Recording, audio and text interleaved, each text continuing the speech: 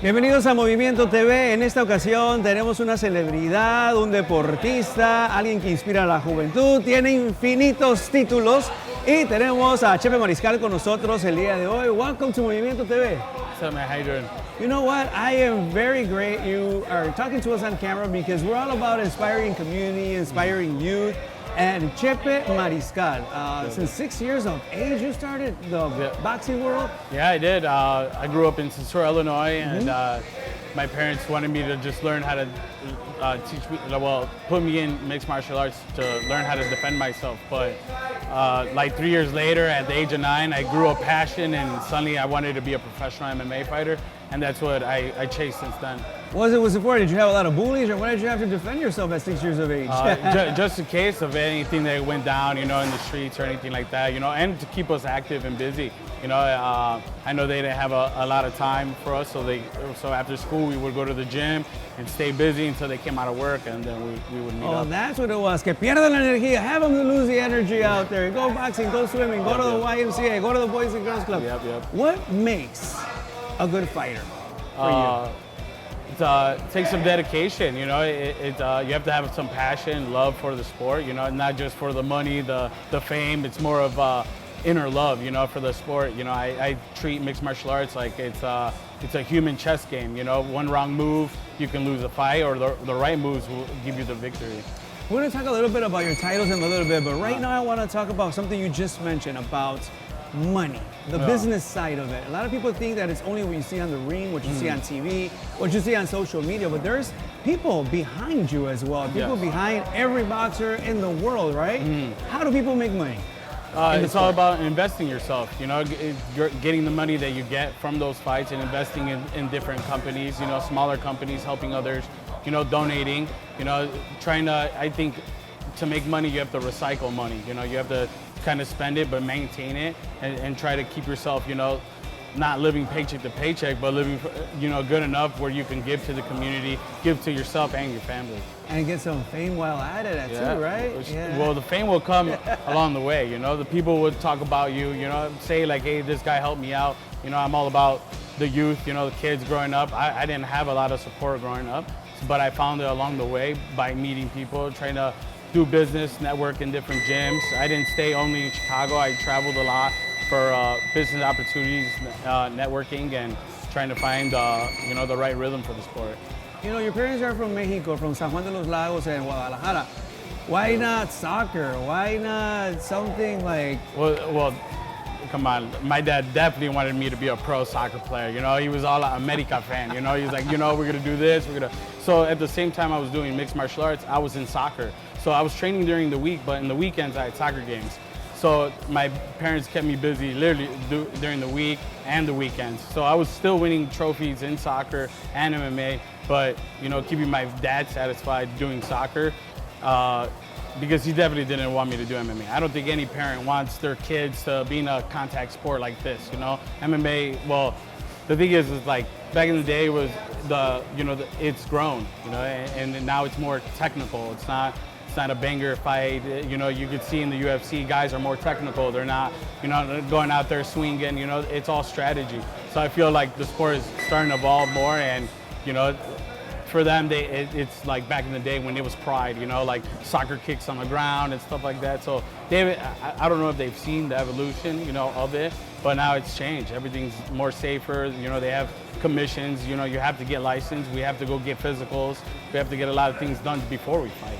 You know, but they were like, nah, you know, about it. But I still stayed in fighting. You know, even though they were not about it, I still wanted to be a pro fighter no matter what. That is amazing. You know, when you go get a physical, is it like a sports physical, or is it like it's just like a sports physical? It's a sports physical. You know, they get our blood work done. We get our eyes checked. I get MRIs. I go to get our brain scan. You know, I get everything checked before I go and compete. Oh, so they check for everything, concussions and everything. Yep. Nice. You know, Chepe Mariscal was born in Berwyn, right? Yeah. In Chicago, in Illinois. Yep.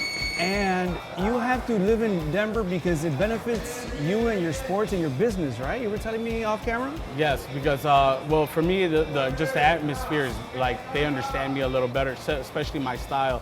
It's always about being a different artist. A fighter's an artist. You know, they go out there, they fight, they compete.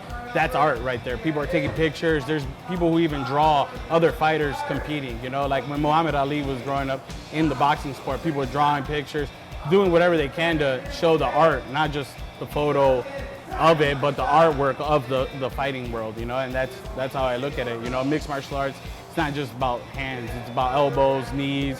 It has it's its own art. Is it like the singers and like every other sports that they say que el cambio del nivel del mar te puede cambiar hasta la voz y el cuerpo, like altitude, does that affect your sport as well? So it thins the air. The higher the altitude, the air thins out. So like I trained at, for some reason when I was little, I wanted to always train in the mountains, just because I felt like, you know, this gladiator, warrior kind of guy, you know, because our ancestors have built pyramids and, you know, and they, you know, I felt like I wanted to be on top of a mountain, you know, like that's where I'm trying to work. So I felt like Denver has always given me that edge of that feeling. Like when I go do hikes in the mountains, I feel like, okay, I'm on the top and I'm not going to work to, you know, to the bottom. And I just feel like Denver keeps giving me that altitude training where I feel it in my lungs, I feel it in my body, and then all the recovery centers are there. You know, I'm looking through the information our producer Danny Rios sent us, and man, you have an extensive resume. Yes. Jiu-Jitsu champion, black belt in judo, Yes. black belt in Japanese jiu-jitsu, so on and so forth. I don't know if we can make a little collage on camera, but which one of these titles are the most memorable for you at this moment? So it's my professional, my first professional title. So I've won 3 professional titles, but the first one is always the one that marks it, because since I was little, I didn't have a profession to be a champion or anything else. I just wanted to be a pro fighter. So when I became a pro fighter, I was like, all right, well, now what? You know, so I kind of made it a dream to be a professional champion. So like when I went and won my first pro belt, it made everything solid that I'm in the right path. Like dreams come true. Yep. You know, sometimes you have to sacrifice stuff when you become a champion, when you become a star, when you become big. Yeah. What are the types of things you have to sacrifice these days to continue as a boxer?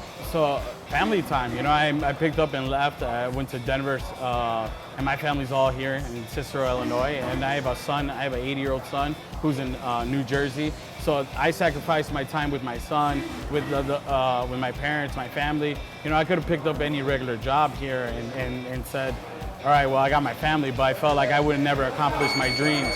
I got too comfortable here, and it was not about comfort. I've always wanted to live life on the edge, so I went and moved, try to do things individually, and show people that you can actually chase your dreams.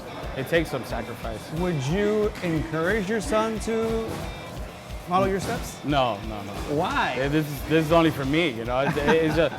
Not everybody can just be a normal fighter, you know. Yeah, fighting you could teach people, but sometimes they have something more in the core, you know. It's not, and that's not taught, you know. To take a punch is not taught.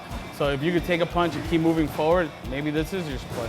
If you know, there's guys who do it for a couple years, they're like, man, my time is up. So that's the same way I am. Like I think at like 35, 36, I'm gonna put the gloves down, you know, chill out, because I've been doing it for 23 years straight right now. So right now I'm trying to hit the top, you know, the top shows before, you know, my time has come. Would you motivate other youth or help out? Yes, youth of groups? course. You know, whoever has a passion and love for it. You know, I'm all about it. You know, you got to travel, train. You gotta try different teams and find coaches that really fit you and the team. Nice.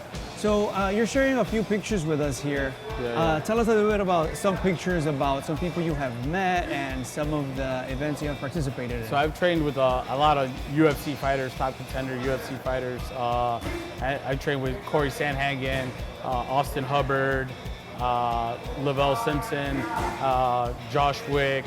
There's a few names that there are guys that are in the UFC and some that are just kind of out, just like I am. I'm just a little out there. You know, I'm not in the UFC yet, but that's where I'm trying to work towards. But there are other guys that push me in the room that are better at me in other positions and other I guess styles. So it's like it's a good team to be around and grow. As far as your next fight, when would that be? It's July 22nd for Combate. Combate? Yeah, Combate in Miami, Florida. Miami, Florida, la ciudad del sol, Miami, Florida. Yep. How do you start preparing, knowing that it's practically a month away or a couple of weeks away? So it's all strategy, you know. Right now, this Saturday, well, I leave Fridays, and this Saturday I go back right into work, training 3 hours straight, and it's about diet. Like I can't come and have fun and eat all the tacos, you know, my mom's birria, you know, like I can't have that stuff, you know, because I have to stay disciplined. It's a whole different discipline. And I walk around 20 pounds from my weight class, so I got to make it as easy as I can. So what do you sacrifice? What do you eat? What type of diet do you have? Just right nutrition. I have a girlfriend who's also a professional mixed martial artist, so we kind of intertwine our nutrition. We drink a bunch of water. I try to get at least half a gallon or a gallon in a day to keep sweaty, keeping my metabolism going. So I just try to eat as clean as possible. I don't eat out. I try to cook all my food and keep everything processed my way. You know? So when you're in this sport, yes. What's the common denominator as far as health issues? Well, it depends. You know, this sport is very dangerous. You know, sadly, there's death behind this because it's a full contact sport. But that's why you have to go to a right gym, the right people to give you the right to teach you how to protect yourself, to be an offensive fighter, to make the right moves. You know, yeah, you're gonna come out some fights with some cuts, some bruises. You know, even maybe a concussion. You know, but it's part of what we sign up for. You know, it's more of a you know, some fighters like to be the daily gladiator, you know, go in there, you know, fight and get all the roars, you know. And there's other guys who want to be snipers, go in there, knock out a guy, get out, you know, like don't want to be touched.